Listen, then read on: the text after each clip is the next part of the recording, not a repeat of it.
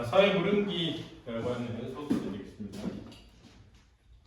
서해 무릉 진명입니다.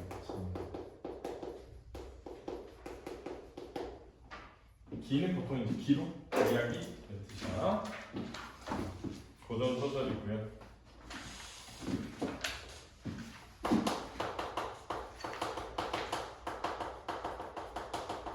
애정 소설입니다. 애정 소설은 이제 일반적으로 남녀간의 사랑에 대한 이야기를 다루거든요. 남녀간의 사랑 이런 거를 방해하는 거.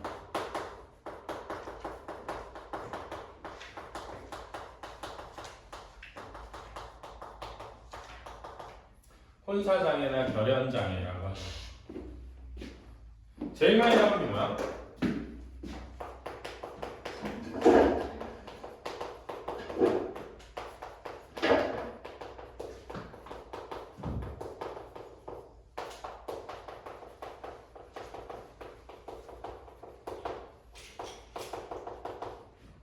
신분의 차이, 그다음에 가족의 반대, 그리고 권력자의 행보, 그리고 이제 전쟁 이런 게 나옵니다. 그렇죠?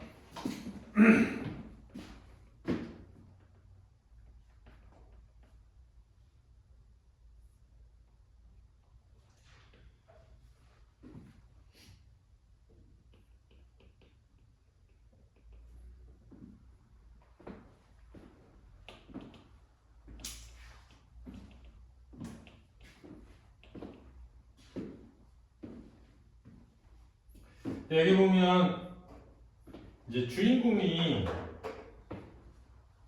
유연이라는 남주와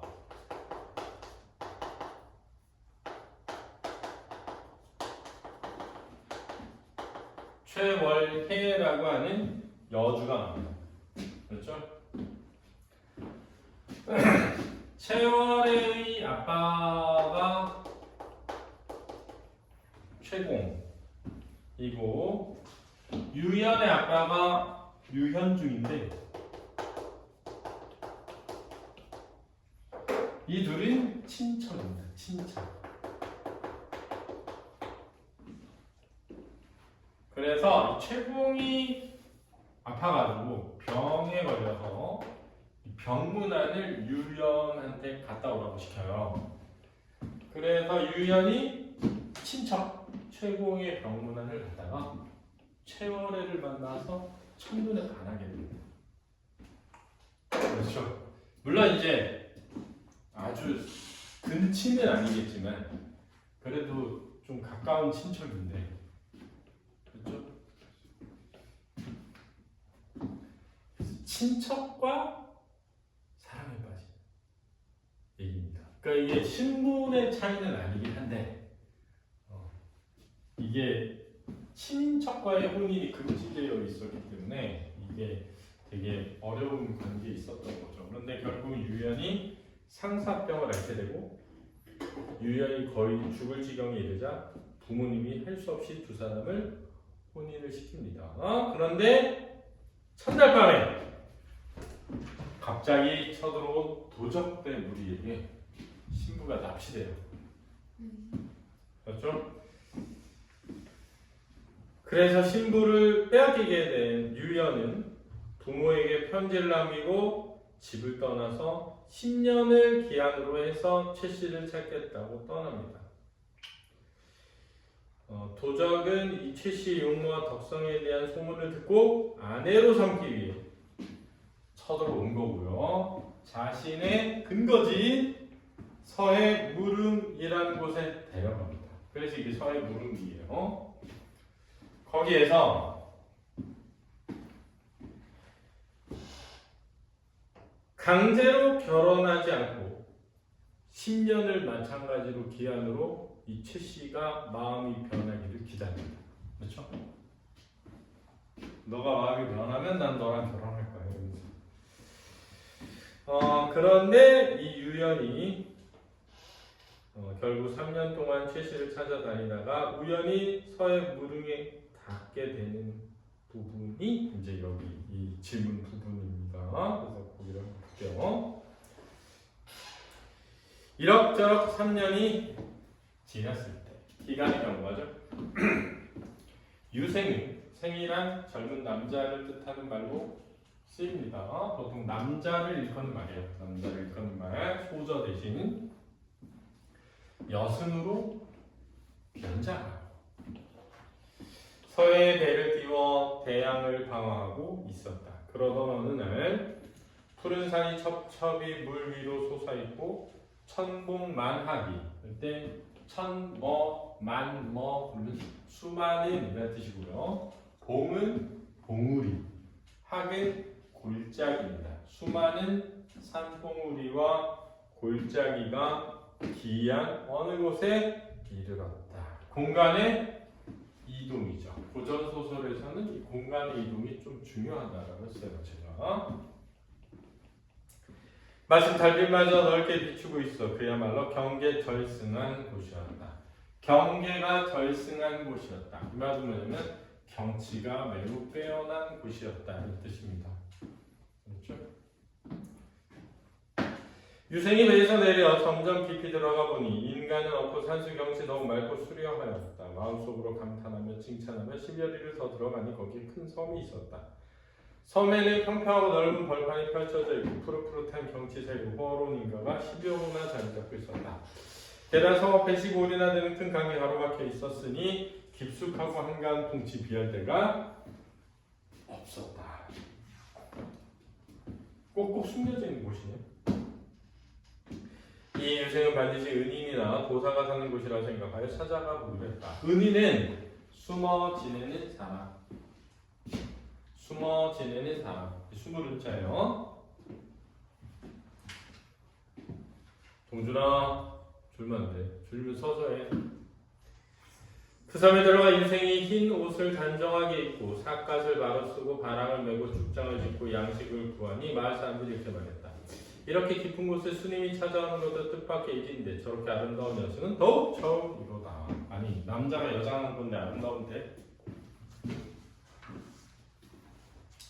보통 이렇게 애정소설에 나오는 남자 주인공은요 제자 가인형 인물이 많습니다. 제자 가인형. 제자 가인형이라는 분이 훌륭한 제목이 될 만한 남자와 어여쁜 여자이죠. 근데 여기서는 이제 또 남자가 잘생기기까지 했나봐. 이에 유생이 대답했다. 솟은 금산사 뒤 앉아있는 여승이 온대. 이곳은 아름다운 산과 바다 같은 강을 구경하러 여기에 이르게 되었습니다. 그런데 여기를 뭐라고 이릅니까? 청컨대 가르쳐 주옵소서. 마을 사람들이 여승의 미모를 부러워하고 감탄하며 말하였다. 이곳은 서해 노릉이라는 곳이오. 꽃이 피어서야 봄인 줄 알고 단풍이 들고 나무잎이 떨어져서야 가을인 줄 알지요. 자, 여기서 꽃이 피고 나서야 봄인 줄 알고 단풍이 들어야 가을인 줄 알지요 라는 말은 뭐냐면 속세와 멀리 떨어져 있는. 이렇게 말하면 가토에 양식을 주는 사람이 많아 바람이 무거워 매일 수 없는 지경이었다. 유생이 이것에 인심이 순박하고 후덕함을 알고 다시 큰 누각 앞에 나갔다. 이때 최 씨는 밤낮으로 명철하신 하나님을 향하여 길게 탄식하며 지냈고 왜? 납치돼 왔으니까. 그렇죠? 3년이나. 타락해나 고향을 그리워하는 마음 가슴속에 떠나지 않았다. 그런데 이를 밤 비몽사몽에 한 노승이 나타나 이렇게 말했다. 나는 금산사 부처로다. 네 지아비의 지극한 정성에 감동하여 너희 두 사람을 도와주러 왔노라. 내일 오시에 한 여승이밖에 있을 것이다. 자, 내일 오시에 이거 뭐라 그랬어, 스미?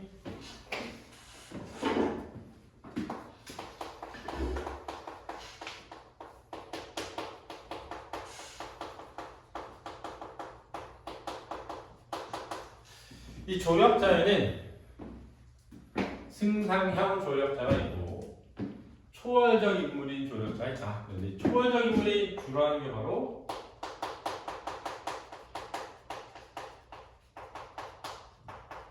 앞날을 예고하는 거죠. 이거 말고 전생을 알려주기도 하고 위험에 빠졌을 때 해결책을 제시해주기도 합니다. 근데 여기서는 지금 앞날을 예고하고 있네요. 이 사람이 바로 유생인이 이제 서로 만날 수 있을 것이다. 최씨가 반가워하며 살해하고자 할 때 문득 꿈에 섰겠다. 최씨는 한낱 꿈속에 헛된 일인 듯 여겨져서 몸과 마음이 모두 어지럽고 뒤숭숭한 가운데 날이 밝기를 기다렸다. 자, 여기 이제 좀 보면 한낱 헛된 일인 듯이 여겨져서, 이 말은 완전히 믿지는 않았다는 뜻입니다. 그렇죠? 부처님이 날 도와주네. 와, 너무 설레고 기대돼. 이게 아니라 그냥 헛된 일이라고, 꿈일 뿐이라고 생각했다는 거예요. 그래서 그 뒤에 나오는 마음과 몸이 어지럽고 뒤숭숭했다. 이 말은 만약에 꿈이 아니라 진짜 믿었다면 기대감에 100% 올랐겠죠. 알았지? 다음날 정오무렵 개선이 동그라미처럼 그 사람의 이름입니다. 밖으로 쫓아 들어오면서 말했다. 장지문 밖에 한 여승이 와서 양식을 청하는데 그토록 아름다운 미모와 옷 같은 얼굴, 영롱한 풍물을 전 처음 봤습니다. 청소하고 단아한 자태가 마치 우리 아가씨와 방도를 하였습니다. 방도라다라는 게 뭐냐면 다르지 않다. 그렇지? 다르지 않다. 최씨가 다 듣고는 어제 꿈속에 일이 생각나 마음속으로 놀라워 있었는데 개선이 은근히 원하며 말하였다. 여승은 내장에 들어와도 괜찮으니까 아가씨께서 한번 보신들 무슨 일이 있겠습니까? 최씨가 이곳에 온 지 수삼 년이 지났지만 몸을 일으켜 연보를 옮길 힘이 없었는데 발걸음, 연보는 발걸음입니다. 걸음 문자예요. 이날은 꿈속에 일에 의심이 생겨 한번 나갈 결심을 하였다. 이 개선이 크게 기뻐하며 하인들에게 채비를 차리라고 일렀다. 개선이 이끄는 대로 따라 나와보니 서쪽으로 강물이 굽어 흐르는 곳에 산에 우물이 있었고 그 앞에 흰 옷을 입은 여승이 바랑을 메고 다나무 막대기를 쥐고 표면이 서 있었다. 최씨가 은근히 눈으로 살펴보니 삭감 밑에 옷 같은 얼굴을 한 여승은 다름 아니라 바로 자신의 지아비 유연이었다. 만나게 된 거죠. 최씨가 보니 납빛과 연모가 바뀌고 풍채와 산수가 초췌해 가슴이 찢어지는 듯했다. 그죠? 3년 동안 찾아다니며 거리를 헤맸으니 얼마나 상했겠어 얼굴이. 근데 그런데도 사람들은 너무 예쁘다고 한 거야. 더구나 이렇게 머리를 꺾고 죽이 되는 부끄러움도 무릅쓰고 허다한 공상과 천신만고의 고생을 겪은 것이 모두 자신 때문이었으니 최씨의 심정 오죽하였겠는가. 이걸 뭐라 그러죠? 작가의 A 중에 편집자적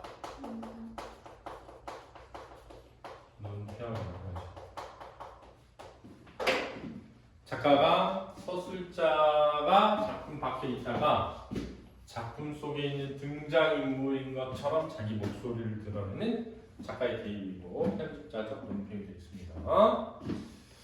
자, 정신 차려라. 졸면 안 돼.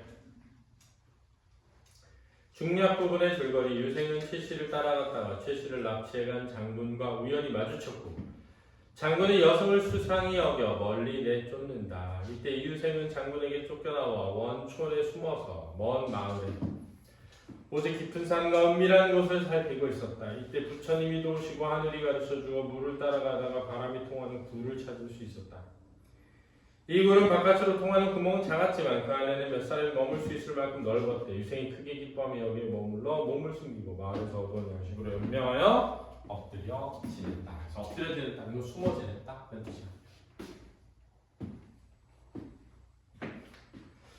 마침 그것은 장군의 집 뒷산이었다. 유생이 이곳에 머무르며 낮에는 바위의 구멍에 숨어 지내다 밤이 되기를 기다려 인적 끊기는 야삼경에 상원 밖에 와서 둘을 살펴보았지만 실로 들어갈 곳이 없었다. 여러 날이 지나도록 아무런 대책이 없다. 유생도 어찌할 바를 몰라 장탄식, 긴 탄식이 밤낮으로 끊을 데가 없었다. 이때 최씨는 식음을 전폐하고 항상 하늘을 우러러 탄식하고 슬피 울기를 그치지 못했는데 하루는 정부인이 최씨를 불러 달래며 말했다. 자, 그래서 정부인은 도적의 마더입니다. 그래서 도적의 마더.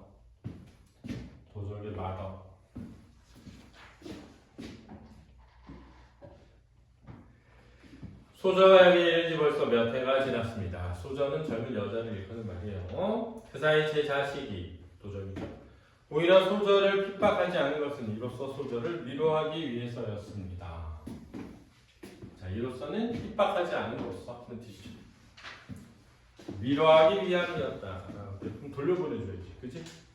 여기서 위로함은 어떻게 보면 마음이 변하길 기다리는 거죠. 우리 아들의 청춘이 이제 저물어가고 소정의 나이도 적지 않으니 혼례를 이루어 길이 복록을 누리도록 하십시오. 이제 그만 마음을 돌려 부부의 연을 맺고 자식을 낳아 기름이 이치에 맞는 일일 것입니다. 이제 특일하여 조만간 혼례를 치를 것이니 모름지기 소전은 고집하지 마십시오. 10년이 안 됐는데 결단을 하겠다는 거죠. 최 씨가 다 듣고 너무 놀라고 치욕스러워 곧바로 맑은 물에 귀를 씻으려 하였다. 그리고 나서 한참 뒤에 최 씨가 대답하였다. 저희 신사가 이러하니 더욱 죽는 것이 마땅합니다. 어찌 다른 말이 필요하겠습니까? 말을 마치자마자 붉은 치마를 떨치고 일어나 거처로 돌아가니 정부인이 최 씨의 뜻이 한결 것을 보고 크게 근심하였다. 마음을 바꾸지 않은 것을 보고 장군은 핍박하여 혼례를 치를 듯이 다급하여 혼선날이 아직 이르지 않았으면 안타깝게 여겼지만 최 씨는 날이 갈수록 더욱 심신이 초조해 빨리 죽고자 할 뻔했다. 그러나 유생의 정성을 생각하니 어떤 정성? 여승으로 변장해서 자기를 찾아오고 참아 죽을 수가 없어 숨죽여 오열하며 어쩔 바를 몰랐다. 그러다 어느 날 밤 이부자리 길에 잠깐 졸다가 꿈을 꿨는데 어떤 여승이 다가와 이렇게 말했다. 나는 금산사 부처로다. 네 지아비의 정성에 감동하여 두 사람을 돕노라. 아빠가 뭐 되게 좋은 일 많이 했나 보네요. 지금 장원 밖에 유생이 와 있으니 바삐게 나아가 달아날 기약을 정하여라. 이 말을 듣고 최 씨가 놀라 깨어보니 잠결에 꾼 한바탕 꿈이었다. 그러나 마음속으로 부처님이 꿈에 지시한 것이 헛된 적이 없었으니 어찌 믿지 않을 수 있겠는가 하고 밖으로 나왔다. 여기서 어찌 믿지 않을 수 있겠는가 이 부분은 작가의 개인이 아니다. 알았지? 자, 이 부분은 누구의 생각이야? 최 씨. 그리고는 장원을 향해 축원을 올리며 말했다. 아득하고 아득한 하늘이시여 저희 모습을 알고 계신다면 여기서 벗어날 규칙을 가르쳐 주세요. 그래야 유생과 저희 세잔한 목숨을 구해 주십시오. 그런데 이때 마침 유생이 담장 안의 동정을 살피고 있다가 최 씨가 하늘에 애원한 목소리를 들었다. 그래야 여기 답해 말했다. 남자의 정의를 아직도 그리워하거든 서로 만날 기회를 정해 알려주십시오. 최 씨가 이렇게 답하는 말을 들어보니 너무나도 분명 유생의 목소리였다. 그 신기하고 반감을 무슨 말로 표현할 수 있으리요? 자, 이 부분은 뭐라고? 작가의 개입이고 편집자적 논평이 되겠습니다. 자, 정리해볼까요? 자, 유생 유연이죠. 말사라도 있고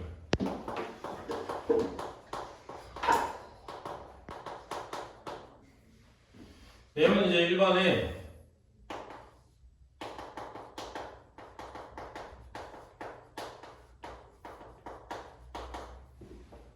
사회 무릉에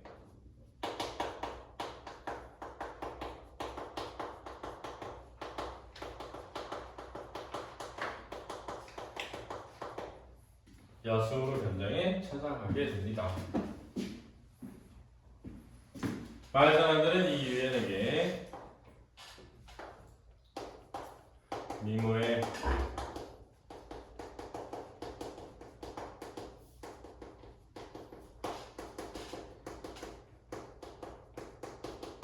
자식을 많이 주게 되죠.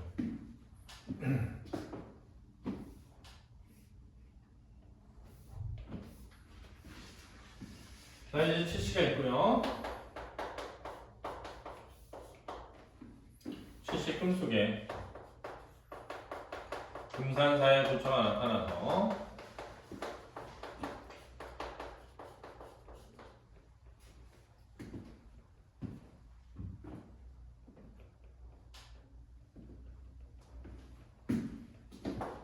여승이 유생이라고 일러주죠. 말해준다는 뜻입니다. 다음날 개선이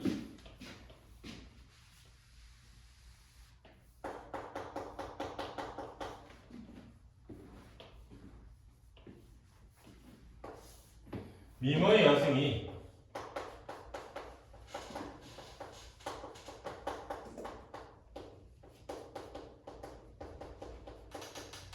말씀을 이야기하죠.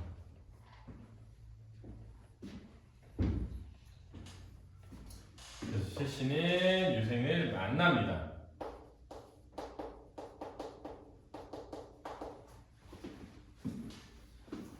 그런데 중략 줄거리 부분을 보면 의심을 사서 쫓겨나게 되죠. 도전객이.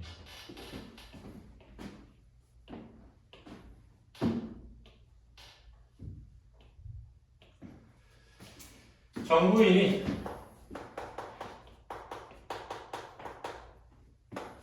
최씨를 설득합니다.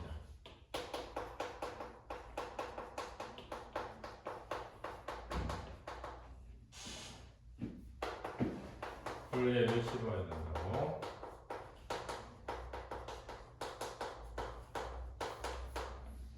그러나 최씨는 완강하게 거절하고 있습니다.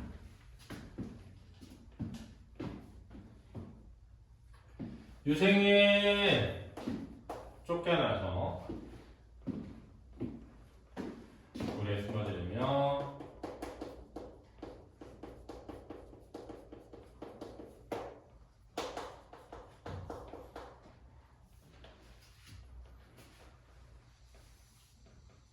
염탐을 하죠.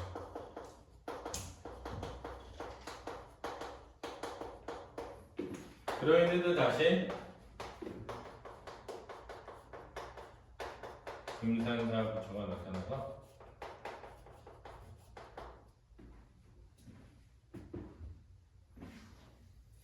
장원 밖에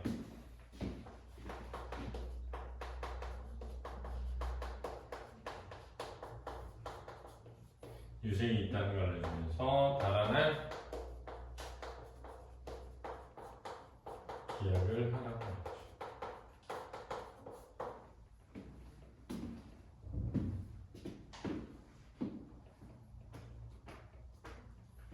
그래서 최씨는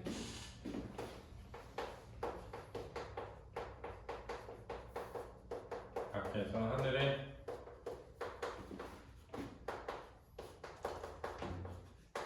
하소연을 하게 되고 유생은 목소리를 듣고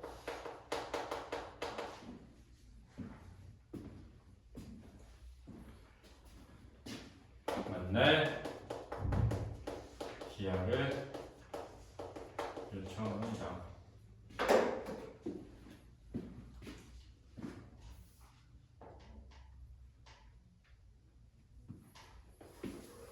장면 1은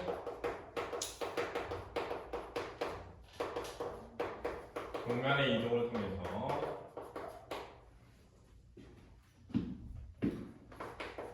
새로운 사건이 시작된 걸 보여주고요.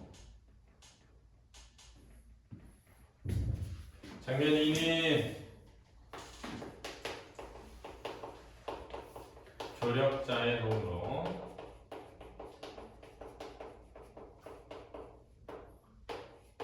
유생과 최씨가 만나게 됩니다.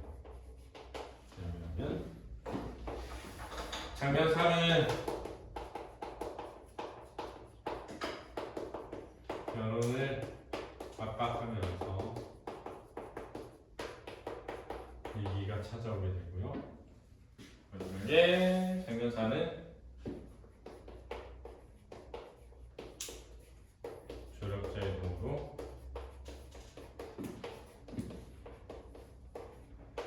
달아날 기약을 하게 됩니다. 시점은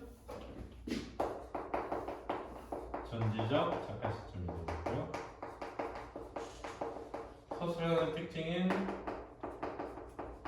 편집자적 문평이 들어갑니다.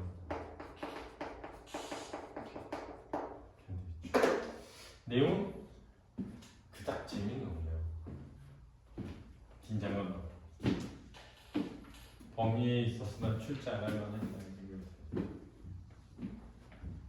이 부분은 그렇다는 거예요. 이 부분. 자, 그러면 문제를 풀어보시기 바랍니다. 1번부터 4번까지.